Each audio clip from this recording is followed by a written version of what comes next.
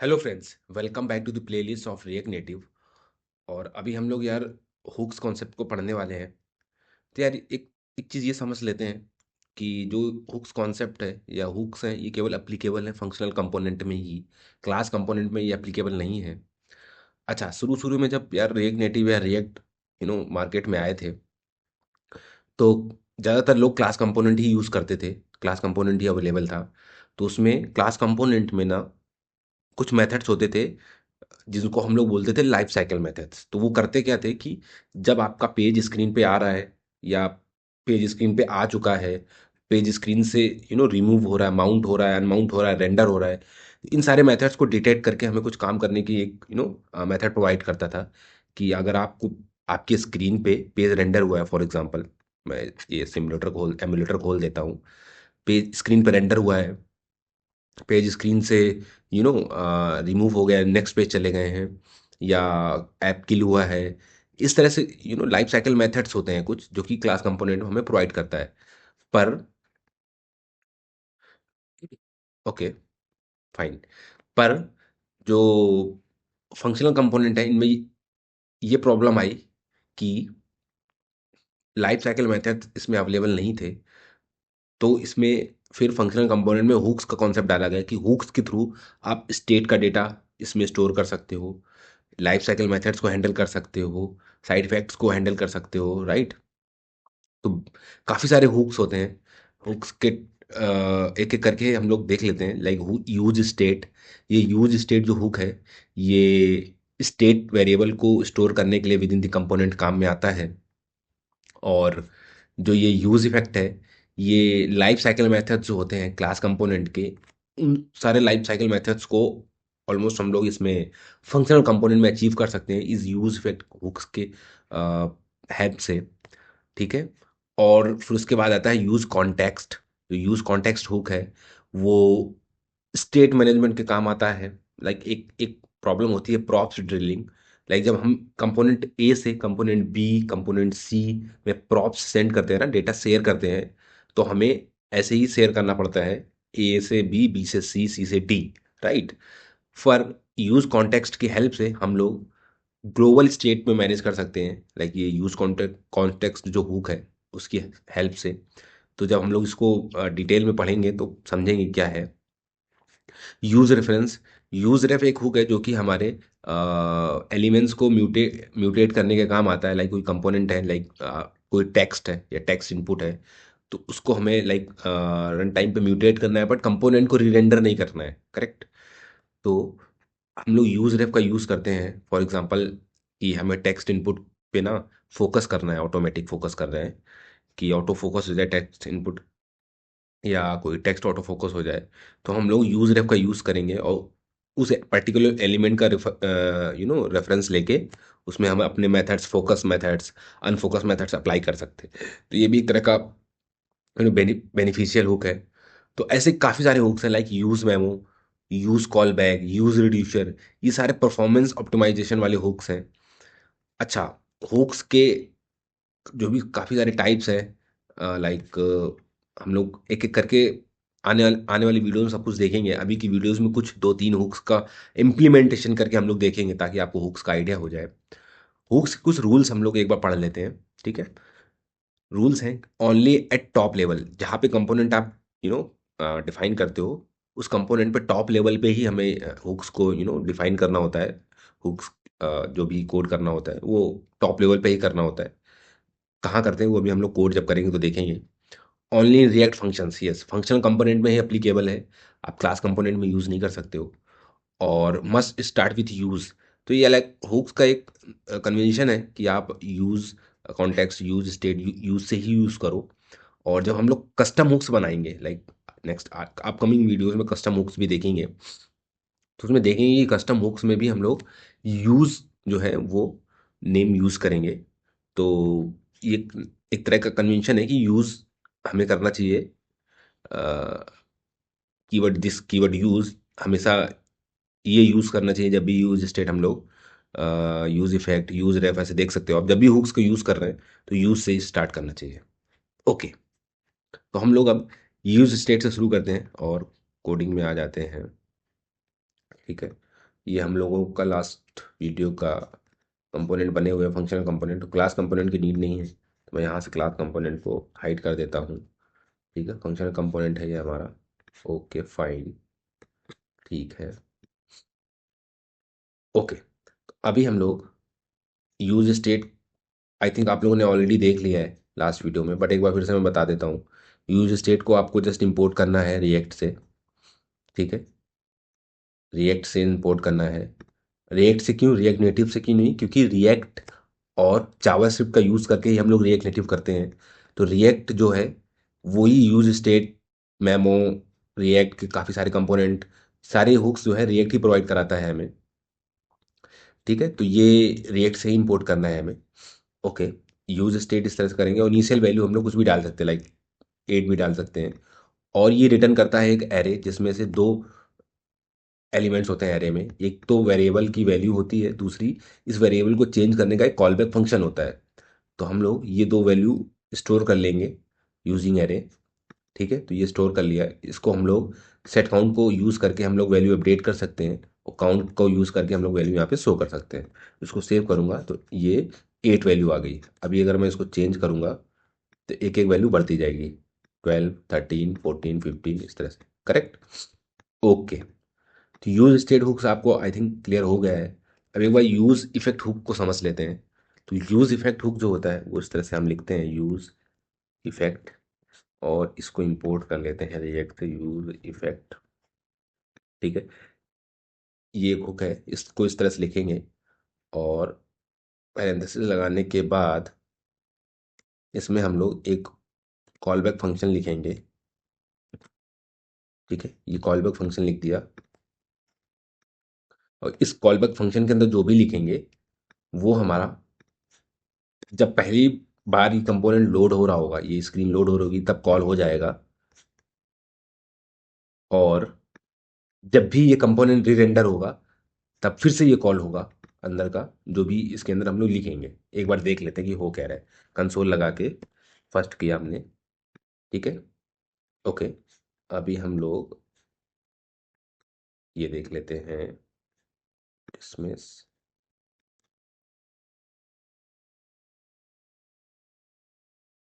ठीक है, एक सेकेंड। डेव टू लॉन्च कर दिया हम लोगों ने, फाइन। ठीक है, ये देख सकते हो आप, फर्स्ट पहली बार ये रन हो गया फर्स्ट। अब अगर हम लोग इसको कंपोनेंट को अपडेट करते हैं तब फिर जितनी बार अपडेट करेंगे फर्स्ट कॉल होता रहेगा। ठीक है, तो ये आप देख सकते हो, ये फर्स्ट हम लोगों ने यूज इफेक्ट के अंदर लिखा हुआ था। ठीक है, ओके। अब हमें अगर ऐसा करना है कि जो यूज इफेक्ट है ये केवल एक ही बार कॉल हो, जब कंपोनेंट लोड हो, उसके बाद कॉल ना हो, तो हमें इसके सेकेंड पैरामीटर में एक एम्प्टी एरे भेज देना है। तो ये इस तरह से समझता है कि ये एक डिपेंडेंसी एरे है, इसमें जो भी वैल्यू होगी जब वो अपडेट होगी तभी इसके अंदर का ये फंक्शन कॉल होगा, ये वाला, अदरवाइज कॉल नहीं होगा। लेकिन ये एम्प्टी एरे क्या करता है कि जब पहली बार कंपोनेंट लोड होगा तब एटलीस्ट एक बार ये कॉल करता है। तो वो देख लेते हैं, एक बार रिफ्रेश किया। ठीक है, और यहाँ आ गए, ये पहली बार इसमें फर्स्ट कॉल कर दिया। अब इसको हम कितने बार भी इसको कंपोनेंट को रीरेंडर करते रहेंगे पर ये कॉल नहीं हो रहा है। कंपोनेंट हमारा रीरेंडर हो रहा है क्योंकि वैल्यू चेंज हो रही है, पर ये फर्स्ट कॉल नहीं हो रहा है क्योंकि हमने यहाँ पे एम्प्टी एरे डिपेंडेंसी भेज दी। अच्छा, अब अगर यही काउंट की वैल्यू हम लोग यहाँ पे रख देंगे तो जब भी काउंट चेंज होगा तो फिर से ये कॉल होने लगेगा। या ऐसे कोई और अदर स्टेट वेरिएबल है, हम लोग चाहते हैं कि जब जब वो चेंज हो तब तक इस ये फंक्शन कॉल हो जाए, ये वाला, तो कॉल होगा। तो अभी काउंट के केस में देख लेते हैं, इसको सेव किया। ठीक है, अभी आप देख सकते हो, अब जैसे जैसे हम लोग इसको रेंडर करेंगे, री रेंडर करेंगे, ये कॉल होता रहेगा। ओके, तो ये हम लोगों ने देख लिया है। यार इसके अंदर ना एक रिटर्न स्टेटमेंट भी हम लोग लिखते हैं। ठीक है, रिटर्न स्टेटमेंट, और इस तरह से उसके बाद एक कॉल बैक। ये करता क्या है रिटर्न स्टेटमेंट, जब भी ये यूज इफेक्ट कॉल होता है या ये फंक्शन कॉल होता है, तो इस फंक्शन से पहले ये इसको कॉल कर देता है, इस रिटर्न वाले को। और इसके अंदर हम जो भी क्लीन अप कोड लिखते हैं वो क्लीन हो जाता है। इसको हम लोग लाइक जब सेट इंटरवल यूज़ कर रहे होते हैं, सेट टाइम आउट यूज़ कर रहे होते हैं, तो उस उस पर्पस के लिए लिखते हैं कि उनका इंस्टेंस जो होता है इसके अंदर लिख देते हैं। इससे क्या होता है कि जब भी हम हमारा कंपोनेंट लाइक अनमाउंट हो रहा होता है, अनमाउंट इन द सेंस जब कंपोनेंट हम ये हमारा स्क्रीन से हट रहा होता है, तब ये कॉल हो जाता है। और उससे पहले भी एक बार कॉल होता है, जब ये फर्स्ट कॉल होने से पहले एक बार ये कॉल हो जाएगा। उसके अंदर देख लेते हैं। जैसे हम लोग कंसोल करेंगे और लिखेंगे एंड, ठीक है, सेव किया, ओके। और अभी हम लोग इसको देख लेते हैं, ठीक है। सेव कीजिए।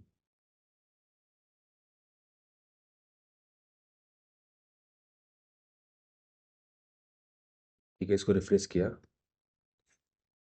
फाइन। आई थिंक इसमें कुछ प्रॉब्लम है। ये वाला है करेक्ट, ठीक है। इसको एक बार फिर से रिफ्रेश कर लेते हैं। अभी आप देखते हो फर्स्ट कॉल हुआ है, लेकिन जब दोबारा से कंपोनेंट रीरेंडर होगा, इसको क्लियर कर देता हूँ और इसको क्लिक करता हूँ। देखो आप, एंड कॉल हुआ फिर फर्स्ट कॉल हुआ, फिर से मैं क्लिक करता हूँ, एंड कॉल हुआ फर्स्ट कॉल हुआ। इसका मतलब ये है कि जब भी ये कॉल बैक कॉल होता है उससे पहले एक बार ये रिटर्न वाला स्टेटमेंट कॉल होता है, और फिर ये वाला फंक्शन चलता है, ओके। और इसका दूसरा यूजेस ये है कि जब भी ये अनमाउंट हो रहा था कंपोनेंट, तो इसके अंदर जो भी कोड लिखेंगे वो चलेगा और वो क्लियर कर देगा सारा data. Like set time out का इंस्टेंस क्लियर कर देगा, सेट इंटरवल का इंस्टेंस क्लियर कर देगा, या कोई इवेंट हैंडलर लगा हुआ है उसका इंस्टेंस क्लियर कर देगा। तो इसलिए हम लोग इसको यूज़ करते हैं, ओके। अच्छा, यूज इफेक्ट का बेसिक यूज़, जो मेन यूज़ है ज़्यादातर प्रोजेक्ट्स में होता है, वो है एपीआई फेच करने के लिए। तो एक बार मैं वो भी एक रैंडम एपीआई, गेट एपीआई को यूज़ करके मैं आपको दिखा देता हूँ, ठीक है। तो हम लोग एक जावास्क्रिप्ट का फेच मेथड होता है जो कि एपीआई फेच करता है। इसके अंदर हमें यूआरएल पास करना होता है, सिंपल, ठीक है। तो हम लोग यूआरएल पास करेंगे और डॉट देन लगा के हम लोग इसको कैच करेंगे, ठीक है, ओके। और इसमें हम लोग इसके रिस्पॉन्स को रिटर्न करेंगे, रिस्पॉन्स डॉट जेसन, क्योंकि ये जेसन फॉर्मेट में डेटा रिटर्न नहीं करेगा, इसको जेसन में रिटर्न करेंगे, डॉट देन लगाएंगे फिर से। और फिर से जो रिस्पॉन्स आएगा उस रिस्पॉन्स को हम लोग कंसोल कर लेंगे। तो इसको 1 कर देते हैं, इसको 2 कर देते हैं, 2 1, कन्फ्यूजन ना रहे, ठीक है, ठीक है, ओके, ठीक है। और ये एपीआई का जो यूआरएल है ये मैंने गूगल से उठाया है, ठीक है। JSON placeholder dot typicode dot, ये आपको मिल जाएगी गूगल पे, ठीक है। इसको सेव किया, ओके, फाइन। और फर्स्ट टाइम कॉल होने पे ये कॉल हो जानी चाहिए आई गेस। इसको हम लोग देख लेते हैं, ठीक है।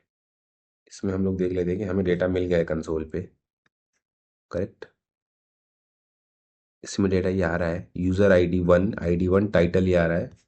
और इस टाइटल को हम लोग प्रिंट करा के देख लेते हैं फॉर एग्जाम्पल, तो आपको भी क्लियर हो जाएगा। इसमें यूज स्टेट और यूज इफेक्ट दोनों का यूज हो जाएगा। इसको नीचे कर देता हूँ मैं,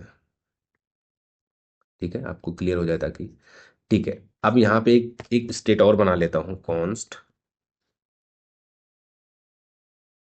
वैल्यू ले लेता हूँ डेटा के नाम से, डेटा कॉमा सेट डेटा, इसको यूज स्टेट से रख लेता हूँ। और इसमें शुरू में मैं रख देता हूँ एम्प्टी ऑब्जेक्ट, करेक्ट, ठीक है। और हमारा जो ऑब्जेक्ट यहाँ पे आ रहा है ये वाला, इस ऑब्जेक्ट को हम लोग डायरेक्टली उसमें रख देंगे, ओके। तो इस कंसोल से हमें डेटा मिल रहा है, तो हम लोग इसको सेट डेटा कर देंगे और यहाँ से रेस्ट टू उसको रेस्ट कर, तो ये स्टेट में ये डेटा सेट हो जाएगा। सेट डेटा ये वाला कॉल किया और ये रेस्ट टू जो है ऑब्जेक्ट आया इसमें डाल दिया, इनिशियल ये एम्प्टी ऑब्जेक्ट था, ठीक है। अब हम इस डेटा को यूज़ कर सकते हैं, और इस डेटा को यूज़ करने के लिए हम लोग यहाँ पे लिख सकते हैं, इसको मैं हटा देता हूँ, डेटा डॉट टाइटल, ठीक है। ये ऑप्शनल चेनिंग लगा दी ताकि अगर डेटा जब तक नहीं मिल रहा है तो टाइटल को सर्च ना करे, और ऑप्शनल चेनिंग लगाने से होगी कि एरर नहीं आएगी। अगर डेटा डॉट टाइटल में टाइटल नहीं मिलेगा तो ये अनडिफाइंड बोलेगा, पर ऑप्शनल चेनिंग लगाने से अगर ये डेटा में टाइटल नहीं होता है तो कोई एरर नहीं देगा, ठीक है। ये आप देख सकते हो कि टाइटल आ गया है, सुन, ये कुछ भी रैंडम एक टेक्स्ट लिखा हुआ है, करेक्ट, आईडी भी आप लिख सकते हो यहाँ पे, ठीक है। और ये क्यों हुआ, क्योंकि जब कंपोनेंट माउंट हुआ उसके बाद ही ये यूज इफेक्ट चल गया ऑटोमेटिक। लेकिन बार बार नहीं चलेगा, एक ही बार चलेगा, जब काउंट की वैल्यू अपडेट होगी तब चलेगा। अगर ये मैं हटा दूंगा तो अब केवल एक ही बार चलेगा, करेक्ट। ये आपको क्लियर हो गया आई थिंक। तो यूज इफेक्ट आपको क्लियर हो गया है, और एपीआई को भी फेच करके एक बार हम लोगों ने देख लिया है, तो ये भी थोड़ा कॉन्सेप्ट समझ में आ गया हम लोगों को, राइट। अब हम लोग देखते हैं नेक्स्ट, एक यूज रेफरेंस करके देख लेते हैं। तो यहाँ पे हम लोग ले लेते हैं एक टेक्स्ट इनपुट, ठीक है, टेक्स्ट इनपुट, और इसमें लिख देते हैं,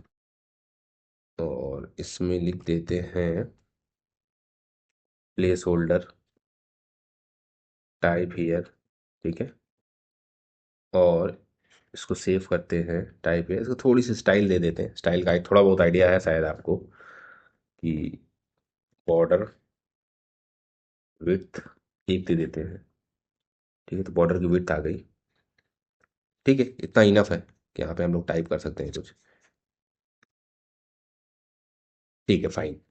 अब हम लोग यहाँ पे इसके अंदर हमें एक रेफ देना होगा। इस रेफ को कोई भी एक नाम ले लेते हैं। नाम क्या लेंगे, नाम हम लोग यहाँ पे यूज रेफ पहले स्टेट से कॉन्स्ट,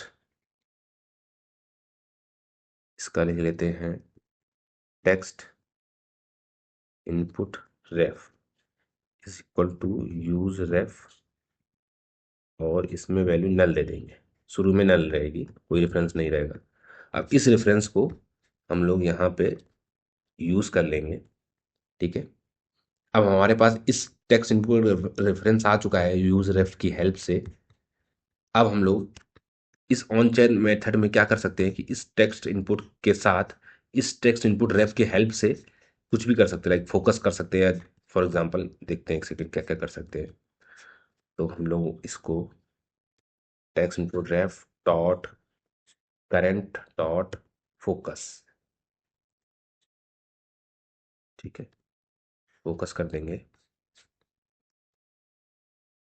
इसको मैं फॉर्मेट कर देता हूँ, इसको मैं रिफ्रेश करता हूँ एक बार। अभी आप देख सकते हो कि, एक सेकेंड, हाँ हाँ, इसको सेव किया। अभी आप देख सकते हो कि ये 1 लिखा हुआ है, जो कि आईडी आ रही है, ठीक है। इसको हम लोग अगर टेक्स्ट कर को टाइटल कर देंगे, टाइटल आ जाएगा।